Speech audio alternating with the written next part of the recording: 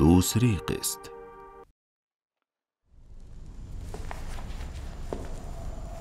حاکم بلخ کی خوابگاہ۔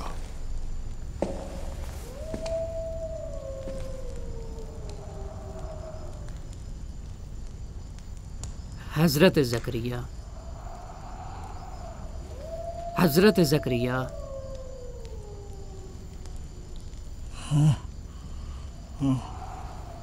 کیا ہوا اردا؟ جناب شیخ کمال الدین آئے ہیں۔ یہ کون ہے؟ خوارزم کے قاضی القضات۔ اچھا، 40 سواروں کے ساتھ۔ ہاں، خوارزم کا قاضی القضات 40 سواروں کے ساتھ رات کے وقت بلخ آیا ہے؟ جی جناب، شرف باریابی چاہتے ہیں۔ تو وہ پہلا والا کیا ہوا؟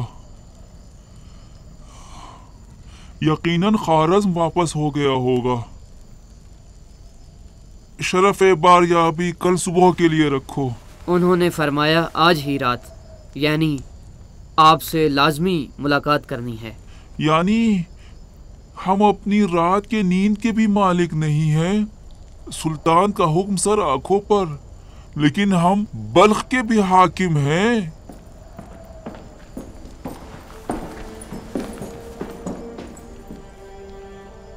میں نے مشہور حاکم شہر کی حکمرانی دیکھی ہے، بازار میں 2 ٹکے کی بھی نہیں خریدوں گا۔ خوابگاہ سے باہر جاؤ، کل ملاقات کی اجازت دوں گا، بعد میں بات کرنا۔ تم اپنے فرائض پر عمل کرو اردا۔ ذاکر زکریا، میں خوارزم سے اتنا فاصلہ طے کر کے اس لیے نہیں آیا ہوں کہ تمہارے انتظار میں صبح تک بیٹھوں۔ میرے پاس سلطان کا خط ہے تمہاری نالائکی کی وجہ تمہیں معزول کرنے کا۔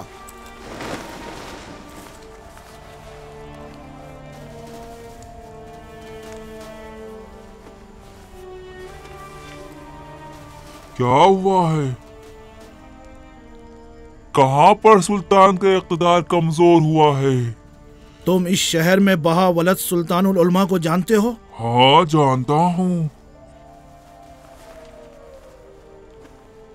کیسا آدمی ہے؟ اچھا، دانا، حکیم۔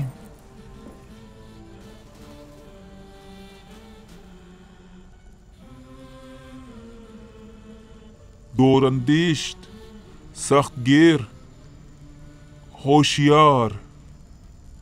کیا تم نے سنا ہے یا تمہیں بتایا گیا ہے کہ سلطان کے خلاف ممبر پر جاتا ہے اور اس کے خلاف بات کرتا ہے؟ تمہیں بتایا گیا ہے؟ ہاں، بتایا گیا ہے۔ تو کیسا حاکم ہے یہ بلخ کا حاکم؟ اس کے بہت زیادہ مرید ہیں۔ اس کے علاوہ اس کی باتیں صرف باتیں ہیں۔ اس کی ان باتوں سے کبھی فتنہ برپا نہیں ہو سکتا۔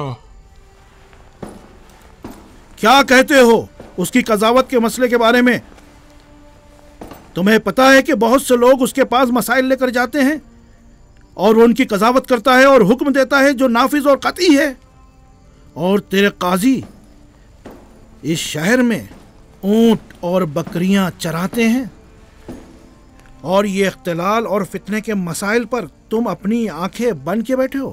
میری حکومت کی بنیاد رعایا کے ساتھ نرمی و شفقت پر ہے، چشم پوشی پر ہے۔ سپاہیوں کے بغیر اور گلی کوچوں میں رات کے پہرے کے بغیر فرمانبرداری آسان ہے۔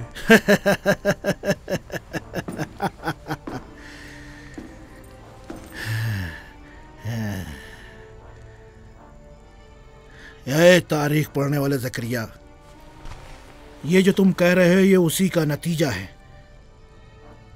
اور حکایت، لیکن واقعی تاریخ کا ہر ورق تجھ سے کہتا ہے کہ یہی خاموش رعایا جس کے ساتھ تیرے جیسا حاکم ہمدردی کرتا ہے، ہر رات سونے سے پہلے شمشیر کو کینے سے تر کرتی ہے اور اپنی تکیے کے نیچے رکھتی ہے۔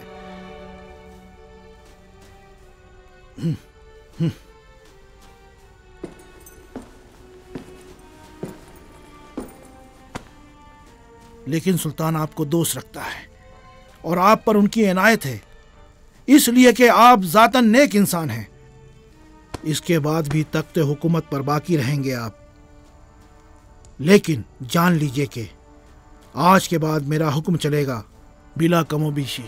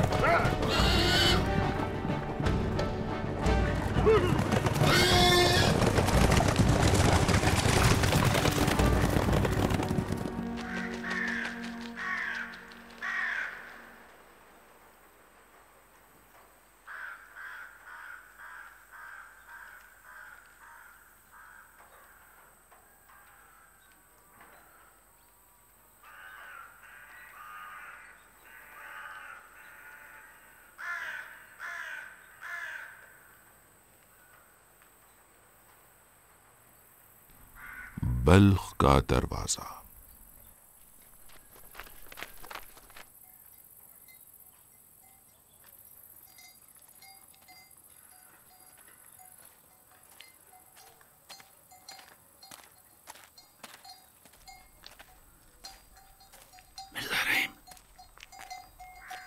مرزا رحیم،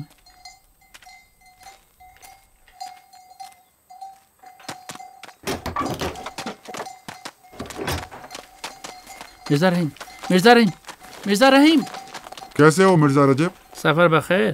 کیوں پسپیر سے کام لے رہے ہو؟ جلدی گھر جاؤ۔ کیوں، کیا بات ہے؟ اپنے آپ سے نہیں پوچھتے کہ لوگ کہاں ہیں؟ کیوں ساری دکانیں بند کر دی ہیں؟ حتیٰ برج کے اوپر نگہبانوں کو بھی ہٹا دیا ہے۔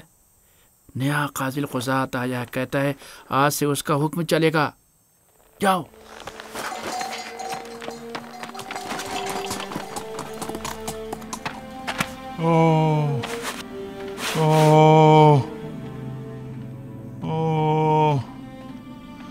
گھروں میں رہیے، آپ لوگ گھروں میں رہیے۔ بلخ پر قبضہ کر لیا گیا ہے، سلطان کے کارندوں نے بلخ پر قبضہ کر لیا ہے۔ آپ لوگ گھروں میں رہیں، پناہ لے لیں، گھروں میں رہیں۔ خوارزم شاہ کے سواروں نے بلخ پر قبضہ کر لیا ہے۔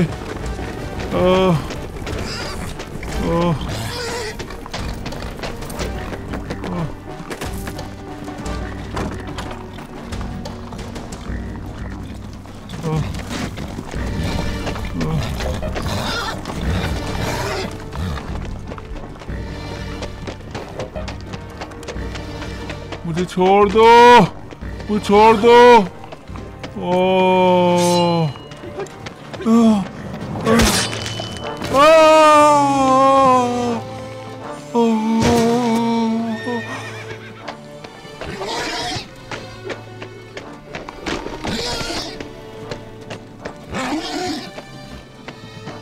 آج سے بلخ عظیم شاہ سلطان محمد خوارزم کے گھوڑوں کے سموں کے نیچے ہے، اور ان کے خلاف سخت بات کرنے اور تنقید کرنے والوں کی سزا یہی ہے، اس کے سوا اور کچھ نہیں۔ بلخ میں جو جائز نہیں تھا آج سے جائز ہے۔ سلطان کے حکم سے سلطان کے خلاف ہر ناروا بات کرنے والے کی سزا اس کا منہ توڑنے اور اس کا قتل کرنے کے سوا کچھ اور نہیں ہے۔ خوارزم کا قاضی القضات آج بلخ کی عدالت کا منصف ہے، اور حکم اس طرح سے ہے کہ اس کے خلاف سر اٹھانے والوں نے تازیانے کھائے اور بلخ کے ہفت میدان میں پھانسی پر لٹکائے گئے ہیں، اور پورا 1 سال ان کی لاشیں شہر کے دروازے پر لٹکی رہیں گی۔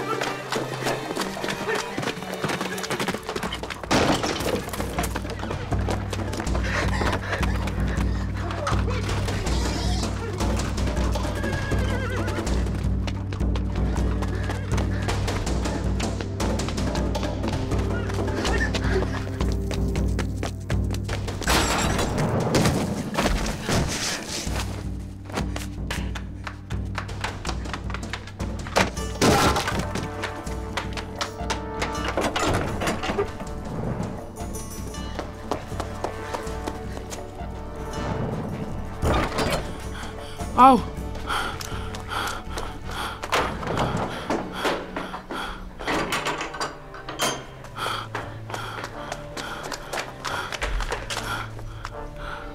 क्या हुआ है जलालुद्दीन? ये कौन है? सिपाही। सिपाही इनके पीछे थे। अल्लाह।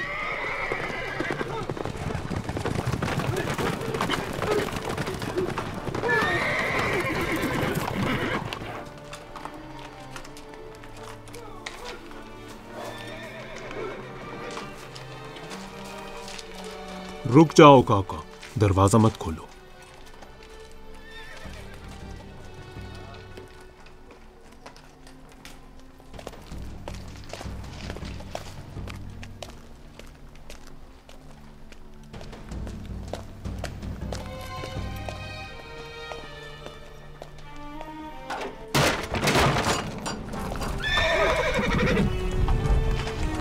क्या चाहते हो? उस लड़की को बाहर भेजो। शर्म नहीं आती? यहाँ से चले जाओ। बेवकूफ इंसान, तुझे नहीं मालूम कि तुम्हारे सामने इस वक्त बादशाह सलामत के फौजी खड़े हैं। ये भी बहावलत के हुदूद हैं, यहाँ से चले जाओ। ठहर जाओ।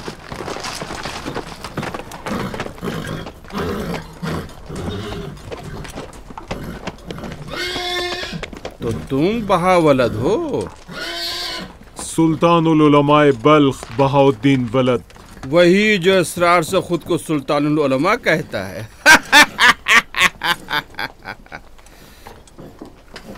अजीम सुल्तान मोहम्मद ख्वारिज़्म के हुक्म से फिलहाल नुकसान से महफूज हो, लेकिन इस जुमले से तुम्हारी नींद हराम कर रहा हूँ कि तुम्हारे खब के बारे में बहुत सी रिपोर्टें मौसूल हुई हैं।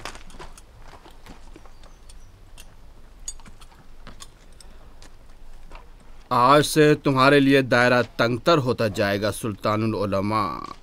अगर गुरेज का रास्ता जानते हो तो उसके बारे में कोशिश करो। चलो।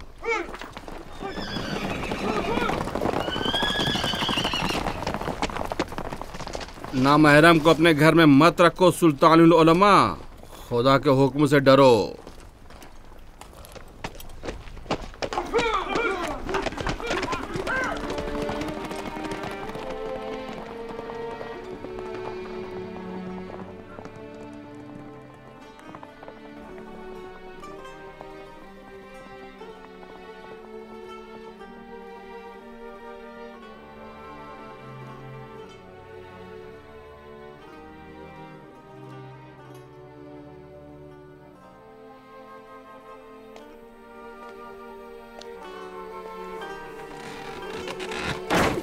रो मत बेटा, चुप हो जाओ।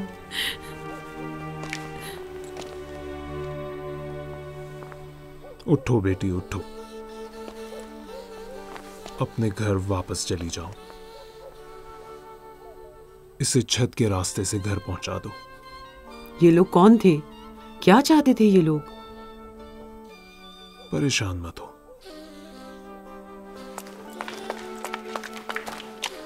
आज सिपाहियों ने एक शख्स को मैदान में कत्ल कर दिया था। उसने सुल्तान को बुरा भला कहा था।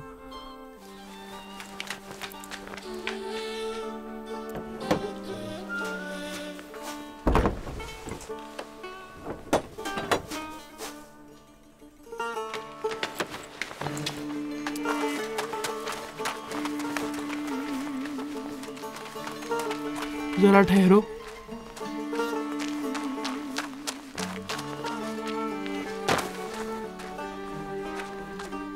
उस सूरज को देख रहे हो कि जिसकी रोशनी में हम जा रहे हैं और देख रहे हैं और बुरे भले की तमीज कर रहे हैं और उससे हरारत हासिल करते हैं। उसी के सहारे दरख्त और बाग फल देते हैं और उसकी हरारत में कच्चे और खट्टे फल पककर मीठे हो जाते हैं। सोने चांदी और लालो याकूत की कानें उसके असर से जाहिर होती हैं।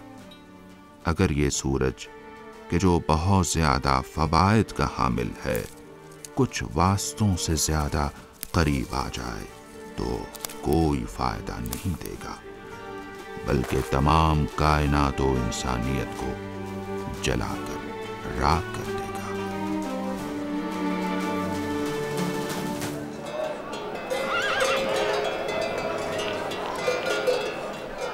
بلخ کی حکومتی عدالت۔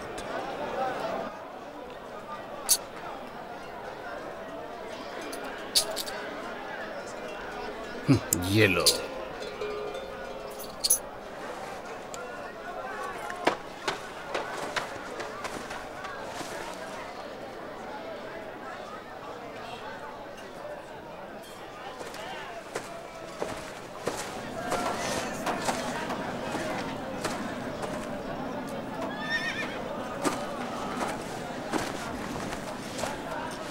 کیا سوچ رہے ہیں جناب؟ سوچ رہا ہوں کہ جو کچھ تم نے کہا اور اس لڑکی نے کہا اس سے میرے اور سلطان العلماء کے درمیان کشمکش بہت زبردست ہو جائے گی۔ لیکن یہ حقیر آپ کی ذہانت اور ہوشیاری کو جانتا ہے، اس سے یہ زبردست کشمکش زیادہ طولانی نہیں ہوگی۔ اتفاق سے بہت زیادہ طولانی ہوگی، لیکن قسمت سے کمال الدین طویل قصوں کا حریف ہے۔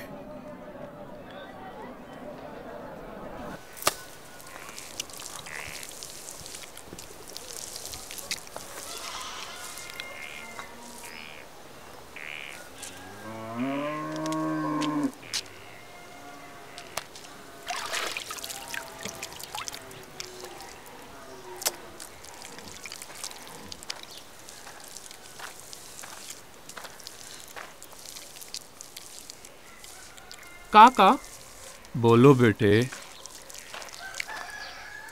سپاہی کیوں بابا کے سامنے بیچارے ہو گئے اور چلے گئے؟ کیوں لوگ بابا کی بات سنتے ہیں اور ان کی اطاعت کرتے ہیں؟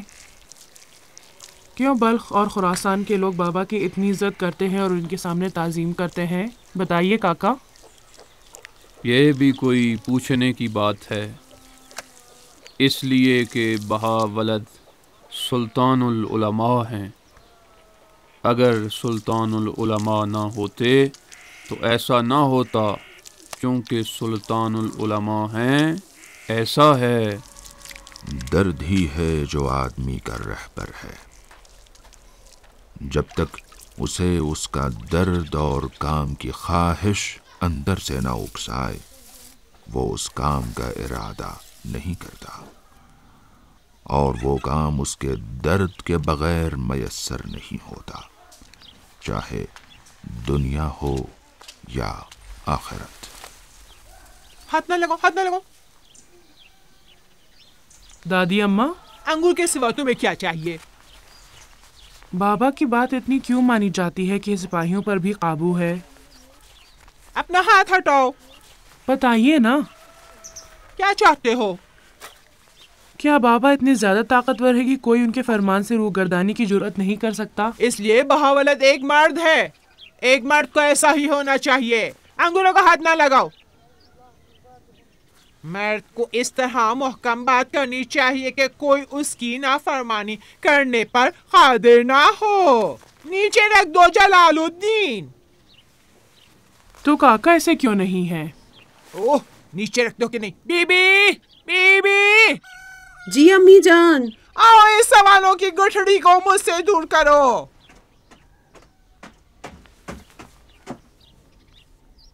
ادھر آؤ جلال الدین۔ جاؤ یہاں سے۔ افو،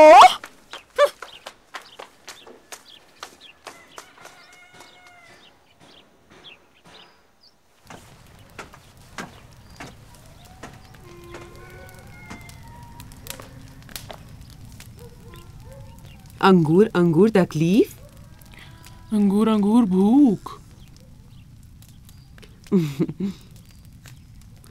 میرے جلال الدین کی ترش آش کے ایک پیالے کے بارے میں کیا نظر ہے؟ اچھا ہے۔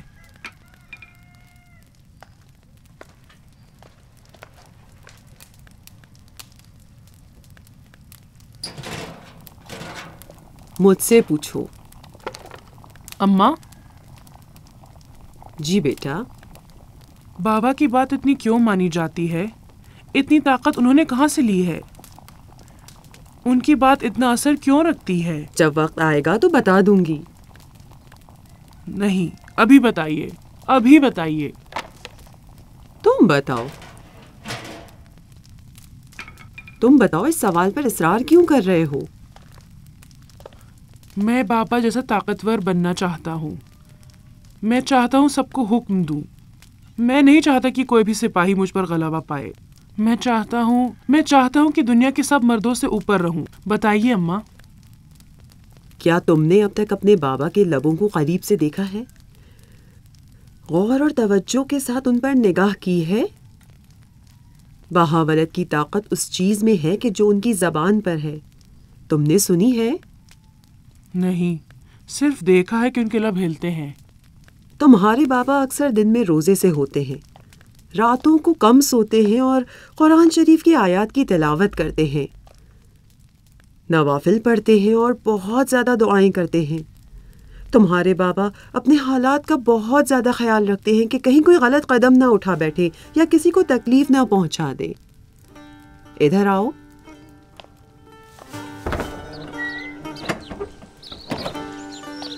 دیکھو،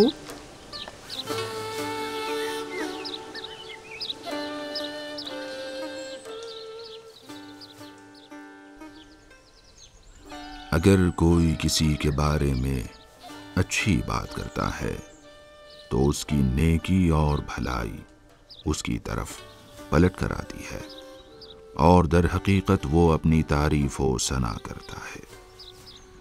گویا ایسا ہی ہے جیسے کوئی اپنے گھر کے گرد گلستان بنائے اور تلسی چمیلی اگائے، جب بھی دیکھے پھول چمیلی نظر آئے، سبحان اللہ، سبحان اللہ، وہ مستقل بہشت میں ہے۔ چونکہ اس نے لوگوں کو اچھا کہنے کی عادت اپنا لی، چونکہ وہ کسی کی بھی بھلائی میں مشغول ہو گیا تو وہ اس کا محبوب ہو گیا، اور جب اس کی یاد آتی ہے تو محبوب کی یاد آتی ہے، اور محبوب کی یاد گویا گل و گلستان ہے، تسکین روح ہے۔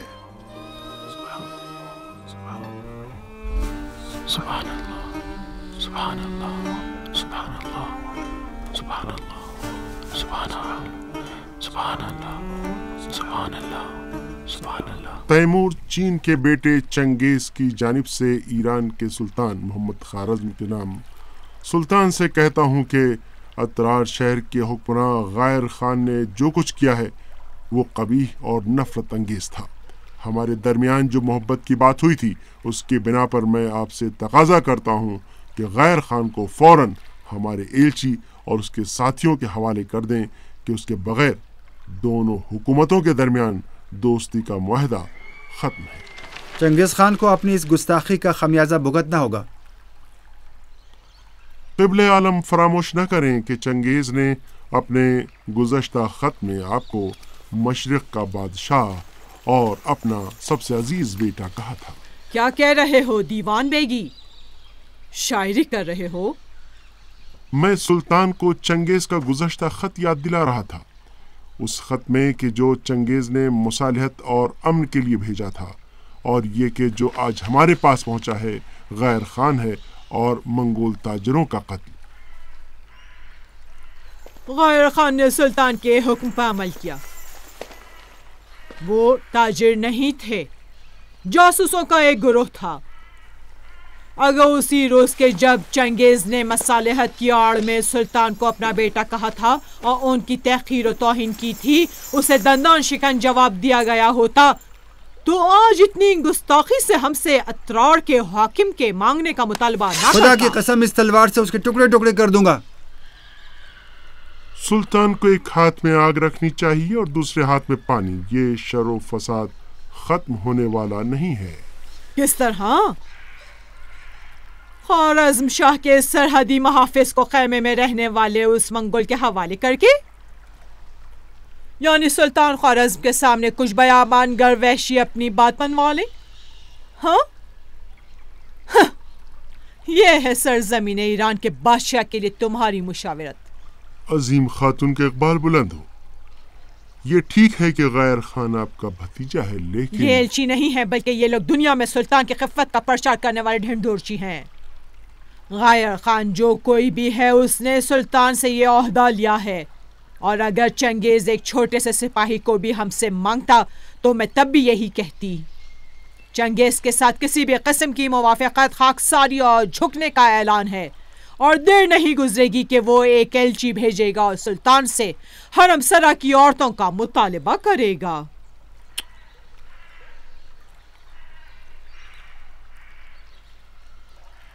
منگول کے سامنے ڈٹ جانا اور چنگیز کو ختم کرنا مشرق میں تمہارے داخلے کا دروازہ ہے، اس بارے میں سوچو۔ ان تمام باتوں کے باوجود میں دیوان بیگی کی بات سے اتفاق کرتا ہوں۔ چونکہ چنگیز کی ہیبت نے تمہیں ڈرایا ہے، وہ ہیبت کے جو تمہارے ذہن اور دیوان بیگی کی زبان کی پیداوار ہے، ہم غیر خان کو اس کے حوالے نہیں کریں گے۔ ہم کچھ ایسا کریں گے کہ اس کا غیر خان کے لیے غصہ ٹھنڈا ہو جائے اور وہ غیر خان کو معاف کر دے۔ اس پر سجدہ شکر بجا لانا چاہیے کہ دین و دنیا کے کام ٹھیک نہیں ہوتے مگر ایک مضبوط اور طاقتور حکومت سے۔ تم سے یہ بات قبول کی جا سکتی ہے کیونکہ جس مقام پر تم ہو اسے زیادہ کی توقع نہیں ہے۔ میں سرزمین کی خاتون اعظم ہوں اور میرا بیٹا سرزمین ایران کا سلطان ہے۔ جو چیز ہمیں پریشان کر رہی ہے اسے تو سمجھ ہی نہیں سکتے۔ جو کچھ آپ کہہ رہی ہیں ماں، بلا شبہ وہ جنگ کی طرف باہیں پھیلانا ہے، بلا وجہ کی جنگ، اور یہ ماں کا بیٹے کے حق میں عناد ہے۔ عناد؟ کون سا عناد؟ یہ سب ہمارے عناد میں، اور یہ ولی عہد اور اس کی بیچاری ماں کہ جو تمہاری بے مہری سے دل برداشتہ ہو کر چل بسی، تم نے ہندوستان، بلخ، سمرقند اور بخارا کی لڑکیوں کی طرف آغوش کھول دی۔ بدحواسی کی باتیں نہ کریں آپ، مجھے جنگ سے نہ ڈرائیں۔ 30 سالہ جنگجوئی کا بار میرے کندھوں پر ہے ابھی۔ تو پھر جنگ کیوں نہیں کرتے؟ اس جنگ پر فخر نہیں ہے، اور میں کینے کی بو چنگیز کے خیمے سے نہیں اسماعیل کے اندر سے سونگ رہا ہوں۔ کسی بھی کامیاب جنگ سے واپسی پر میں نے کبھی بھی آپ میں خوشی نہیں دیکھی۔ آپ مجھ سے اپنے اس بھائی کا بدلہ لینا چاہتی ہیں جس کو اس تخت پر دیکھنا چاہتی تھی، اور اس کے بدلے میں بیٹھ گیا اس تخت پر۔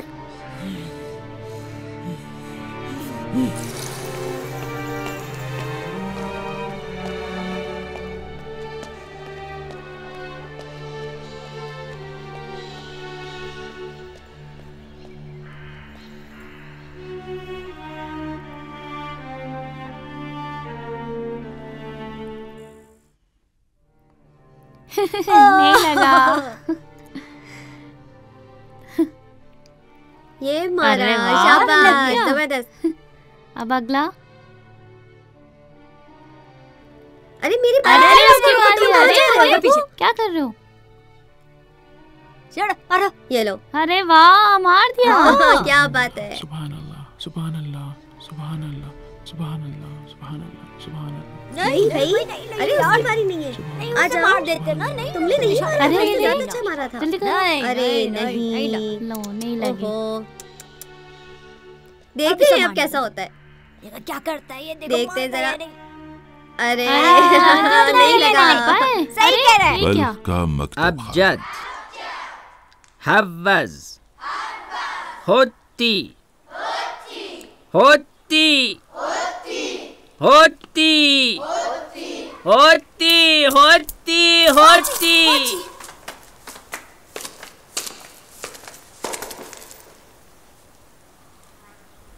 سلام علیکم استاد۔ وعلیکم السلام اپنے بابا کے نور چشم۔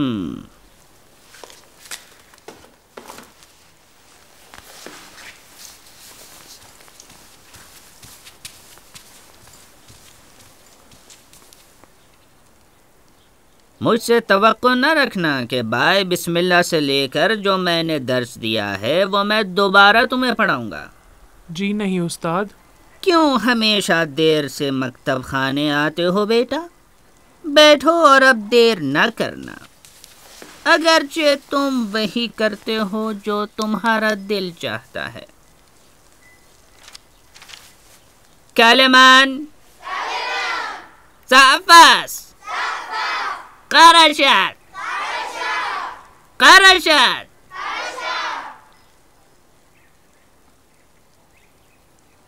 مجھے اتنا غور سے کیوں دیکھ رہے ہو جلال الدین؟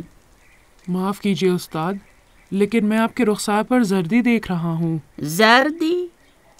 میرے رخسار پر؟ میرے بابا ایک روز کہہ رہے تھے کہ زردی یرقان کی علامت ہے۔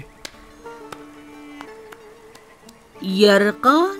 استاد، آپ کو قے تو نہیں آتی ہے؟ اچھا تو؟ جی آپ کی آنکھیں بھی پیلی ہو گئی ہیں۔ ارے مکتب خانے میں آتے ہوئے آپ کے پاؤں بھی تو لڑکھڑائے تھے۔ شاید چکر آنے کی وجہ سے۔ خدا خیر کرے، یہ تو یرقان کی علامتیں ہیں۔ تم صحیح کہہ رہے ہو جلال الدین۔ استاد کے ہاتھ بھی کانپ رہے ہیں۔ کیوں جلال الدین؟ صحیح کہہ رہے ہو۔ کہیں آپ نے نہار میں روٹی اور گھی تو نہیں کھایا تھا؟ تمہیں کیسے پتا چلا؟ آپ کا ظاہری حال آپ کے اندر کی خبر دیتا ہے۔ آپ کو سر درد تو نہیں ہے؟ ہے۔ 1-2 دن سے پیٹ میں بھی تھوڑا درد تھا۔ یقیناً آپ کی آنکھوں کے سامنے اندھیرا چھا جاتا ہوگا۔ خاموش رہو، ہمارے استاد کی طبیعت آج ٹھیک نہیں ہے۔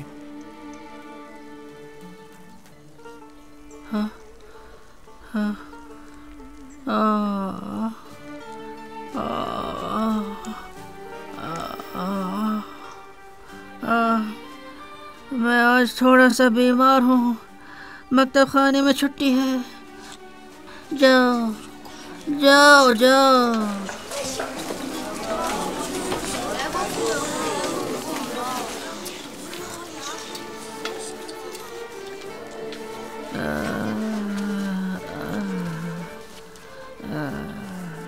اجازت دیں گے میں بھی چلا جاؤں؟ جاؤ، تم بھی جاؤ، جاؤ بیٹا، تم بھی جاؤ۔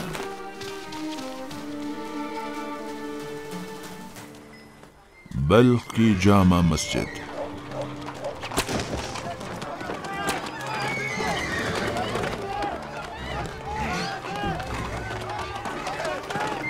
بھاگ جاؤ، بھاگ لو، بھاگ جاؤ۔ شیخ، فوجی صحن میں آ گئے۔ شیخ، فوجی صحن میں آ گئے ہیں۔ اور جو کچھ ہم نے کہا سلطان کے گھوڑے سوار صحن میں داخل ہو چکے ہیں۔ شیخ، شیخ، سارے گھوڑ سوار بے شرمی سے مسجد کے صحن میں داخل ہو گئے ہیں۔ فریاد اس بلخ سے اور بلخ کے ان لوگوں سے کہ تم وہ لوگ ہو کہ جنہوں نے گردن میں پٹے پہن لیے ہیں کہ معمولی لباس اور پرانے کپڑے بھی تم سے نہ چھین لیے جائیں۔ خوارزم کے ظالم سلطان کے سپاہیوں، چلے جاؤ اور اپنی خیر مناؤ، اپنے حالات سے جنگ کرو۔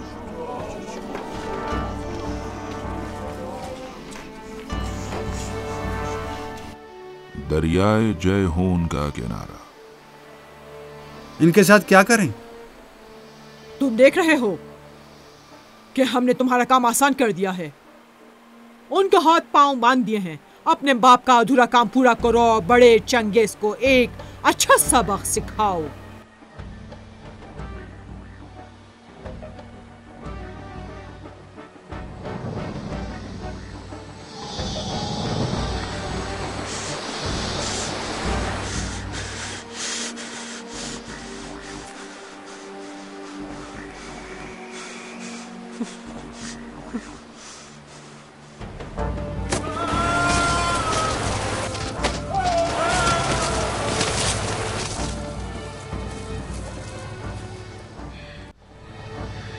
میرے لیے بھی کچھ چھوڑ دیجئے۔